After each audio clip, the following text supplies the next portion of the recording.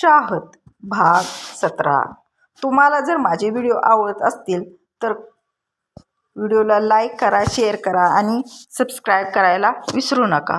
Arnica आज त्यांच्या घरच्यासोबत मानशीला देखील संडेला घरी जेवायला बोलवते. हो, ही चांगली आयडिया आहे. तुम्ही सगळे या घरी, दक्षला पण आवडेल, दुजेश म्हणतो. बरं, ठरलं तर मग तू येतोस संडेला माझ्याकडे? अजयही हो म्हणतो. मानशी नाही म्हणत असते, पण आर्निका तिला यावंच लागेल म्हणते. त्यानंतर अजय जातो. मानशी देखील तिच्या केबिनमध्ये जात असते. तिच्या हातातून तिची पर्स पडते. त्यातून एक फोटो बाहेर पडतो. आर्निकाचं तिच्या पडलेल्या वस्तूकडे लक्ष जातं. त्यातून बाहेर पडलेला फोटो बघून तिला काय होतं काय माहीत, मानशी तिचं सामान उचलून पर्समध्ये ठेवत असते. तिथे जाऊन खाली पडलेला फोटो उचलते. त्या फोटोला ती निरखून बघत असते. त्या फोटोमध्ये एक जोडपं होतं आणि त्यांच्यासोबत 2 मुली होत्या. एक 8 वर्षाची तर एक 5 ते 6ची असेल. आर्निका मानशीला विचारते, हा फोटो कोणाचा आहे? ती म्हणते, आश्रममधल्या मावशीने सांगितलं होतं की माझ्या आई वडिलांचा आहे. त्यांनी माझ्या आईला बघितलं होतं, त्यावरून त्या म्हणाल्या. आर्निका तो फोटो पुन्हा तिला देते. मानशी फोटो घेऊन पर्समध्ये ठेवते आणि तिच्या केबिनमध्ये जाते. ती गेल्यानंतर आर्निका किती वेळ तशीच उभी राहते. दुजेश जो वॉशरूममध्ये गेलता तो तिला तसं बघून जवळ येतो आणि खांद्यावर हात ठेवतो. ती दचकते. तो म्हणतो, काय झालं? ती काही नाही असंच म्हणते. ती सगळं प्लेट डबे साफ करते. डबे बॅगेत ठेवते. मी जाते. दक्ष घरी वाट बघत असेल. तिच्या चेहऱ्यावरून त्याला कळत होते ती बाहेर चाललेली असते. तो हाताला धरून तिला थांबवतो. स्वतःकडे वळवतो. तिच्या गालाला हात लावतो. विचारतो, काय झालं? तुझा चेहरा का असा झाला आहे? काही वेळापूर्वी तिच्या चेहऱ्यावर आनंद होता आणि आत्ता असं वाटत होतं की ती कोणत्या तरी प्रश्नावर अडकली आहे. तिच्या मनात भरपूर प्रश्न होते, पण तिला यावेळी कोणत्या प्रश्नाचे उत्तर माहीत नव्हतं. एक तर आजचा दिवस एकीकडे खूप छान, तर दुसरीकडे ते आजोबा आणि तो फोटो, यामुळे मनाची चलबिचल झाली. ती म्हणते, अहो काहीच नाही, असंच ती थोडा उशीर झाला आज जेवायला, त्यामुळे कसं तरी होत आहे, बाकी काही नाही. ती घरी असल्यावर दुपारी लवकर जेवत असेल. डॉक्टरकडे जायचं का मग? तो म्हणतो, नाही नको, थोड्या वेळाने वाटेल बरं. ती म्हणते, बरं घरी जाऊन थोडा वेळ आराम कर. मयंक आहे बाहेर, तो खाली येईल सोडवायला तुला. ती हो म्हणते. बाय म्हणून जाते. मानशी स्वतःच्या केबिनमध्ये आली. तिने आर्निकाचे फोटोला एकटक बघणे वेगळे वाटले होते. त्यात फोटोविषयी विचारणे, पण ती परत विचार करते. असंच सहज विचारलं असेल म्हणून विषय सोडून देते. इकडे मनालीचा आज पहिलाच दिवस होता, त्यामुळे तिला एवढं काही काम नव्हतं. तिने ऑफिसमधल्यांची ओळख करून घेतली. त्यातच ज्या मुलीने बसायची जागा तसेच ऑफिसमधली लोकांची ओळख करून दिली. त्यांच्यासोबत तिची चांगली मैत्री झाली. दोघेही स्वभावाने सारख्याच होत्या. त्यातच तिला तिच्याकडून समजलं की या कंपनीचे मेन सर जे आहेत ते खूप खडूस आहेत. त्यांना कामाच्या बाबतीत अजिबात हलगर्जीपणा चालत नाही. तसे ते इथे येऊन 1च महिना झाला आहे, पण सगळे ऑफिसमधले त्यांना घाबरतात. मनाली त्या सरांचं नाव विचारते. ती मुलगी म्हणजेच वाणी नाव सांगते. ते नाव ऐकून मनालीला धक्काच बसतो, पण परत मनात म्हणते, नावसारखी असणारे कितीतरी लोक असतात. त्यात म्हणजे तिने जे सराबद्दल सांगितले तो तर त्यांच्या अपोजिट आहे. यातच तिचा आजचा दिवस जातो. ऑफिस सुटायची वेळ झाल्यामुळे सगळे जायला लागले. मनाली आणि वाणी देखील जायला निघतात. ऑफिस बाहेर निघाल्यावर तिला गेटवर घरची गाडी दिसते. सकाळी सोडून जाताना ड्रायव्हरने विचारलं होतं सुटायची वेळ, त्यामुळे ती आधीच अर्धा तास येऊन थांबलेली. मनाली वाणीला बाय करून गाडीत बसते. ड्रायव्हर लगेच गाडी घराकडे घेतो. आर्निकाला घरी जायला जवळजवळ दुपार उलटून गेली होती. ती घरी येते तेव्हा आत्या त्यांच्या रूममध्ये आराम करत होत्या. ती आधी फ्रेश होते. त्यानंतर ती दक्षच्या रूममध्ये जाते. तिथे काव्य आणि दक्ष पेंटिंग बनवत होते. दक्ष तिला आलेले बघून तिला म्हणतो, बघ आज मी आणि अतूने मिळून आपली फॅमिली पिक्चर ड्रॉ केली आहे. वहिनी, हा किती छान ड्रॉइंग करतो. मला नव्हतं वाटलं तो काढू शकेल.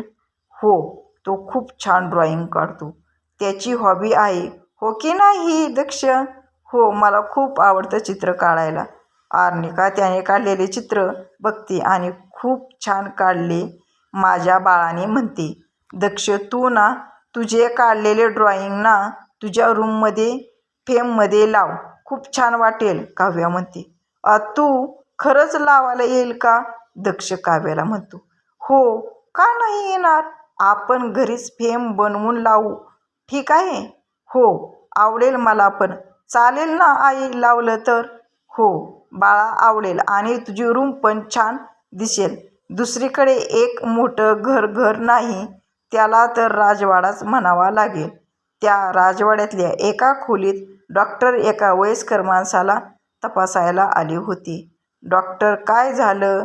कसे आहेत बाबा? एक मध्यम वयाची बाई विचारते. काळजीचं कारण नाही, BP वाढला होता, इंजेक्शन दिलं आहे म्हणतात आणि जातात. ती बाई त्या वयस्कर माणसाजवळ बसते. बाबा, तुम्ही ठीक आहात ना? बरं वाटतंय तुम्हाला? किती वेळा सांगितलं नका जात जाऊ बाहेर. एकतर आपण इथे किती वर्षानंतर आलो आहोत.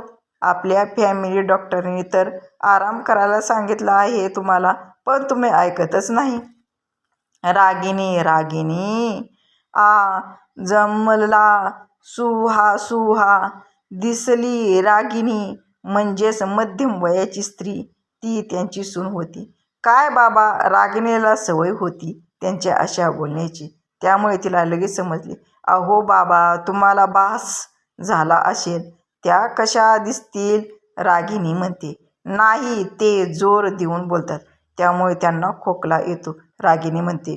तुम्ही आराम करा, काही नका बोलू. ती माझी सुहा. हो, तिने माझा हात पकडला होता, ते हात दाखवत म्हणतात. हो बाबा, नका बोलू, पुन्हा खोकला येईल. ते मग शांत झोपतात. रागिनी खोलीतून बाहेर येते आणि कोणाला तरी फोन लावत असते, पण पुढील व्यक्ती फोन उचलत नसतो. हॉलमध्ये आत्या, काव्य, आर्निका कॉफी चहा पीत बसलेली असतात, तर दक्ष तिथेच बेलासोबत खेळत असतो. मानशीसुद्धा ऑफिसमधून येते. आर्निका, काव्य तिला विचारतात की ऑफिसचा फर्स्ट डे कसा गेला? मनाली म्हणते, छान गेला. आज काय एवढं काही खास काम नव्हतं. आज फक्त थोडं फार कामाची पद्धत समजून घेतली. ऑफिसमधल्या लोकांची ओळख यातच वेळ गेला. बरं मग जा, फ्रेश होऊन ये, मी चहा आणते. मनाली देखील रूममध्ये जाते. तिच्या मनात आलं आर्निकाला सांगावं तिच्या बॉसच्या नावाबद्दल, पण ती परत म्हणते, राहू दे, नको सांगायला. दोघीही पक्क्या फ्रेंड होत्या. मनातले सगळे एकमेकांना सांगायच्या. दोजेशला यायला रात्री उशीर होतो. आर्निका त्याची वाट बघत गॅलरीमधील झोक्यावर झोपी जाते. दोजेश तिला झोक्यावर झोपलेली बघून त्याच्या चेहऱ्यावर हसू येते. तिची आवडीची जागा जी होती झोपायची, तो तिला उचलून आतमध्ये बेडवर झोपवतो. तिला बेडवर ठेवताना जाग येते. ती उठत असते, पण दोजेश झोप म्हणतो. अहो, पण तुम्हाला जेवण करायचे असेल ना, मी घेऊन येते. नाही नको, मी खाल्लं आहे क्लायंटसोबत. झोप तू. तीही झोपते. तोही फ्रेश होऊन तिच्या शेजारी झोपतो. रामू काका हॉलमधील साफसफाई झाली का करून? आर्निका विचारते. हो, झाली आहे वहिनीसाहेब. बरं मग तुम्ही दुसऱ्या कामाचं बघा, ती त्याला म्हणते आणि स्वतः किचनमध्ये जाते. तिथे शालू, मनाली, काव्य आधीच होत्या. शालू काम करत होती, तर मनाली, काव्य तिथल्या छोट्या टेबलवर गप्पा मारत होत्या. आर्निका येऊन शालूला मदत करू लागते. आज तिची जास्त धावपळ चाललेली होती. एक तर आपण पहिल्यांदा असं कुणाला घरी जेवणासाठी बोलावलं आहे आपल्याकडून जेवण बनवताना काय चूक होऊ नये याची काळजी घेत होती. मनाली अनिकाला विचारते, जिजूचे फ्रेंड आणि त्यांची फॅमिली फक्त येणार आहे ना? नाही, अजय दादाची होणारी बायको तर आहेच, पण ती यांची सेक्रेटरी देखील आहे, तर तिला पण बोलावले आहे. आणि अजून एक जण येणार आहे, आर्यिका म्हणते. अजून कोण? म्हणाली म्हणते. आहे एक जण, पण ती व्यक्ती तुझ्या ओळखीची आहे बरं का. आत्ता पुन्हा कोण म्हणू नको, आली की समजेल ती म्हणते. मनालीने पुन्हा कोणी विचारायला उघडलेले तोंड तिथेच बंद केले. काव्या तिच्याकडे बघून हसते, म्हणून मनाली तिच्या हातावर चापट देते.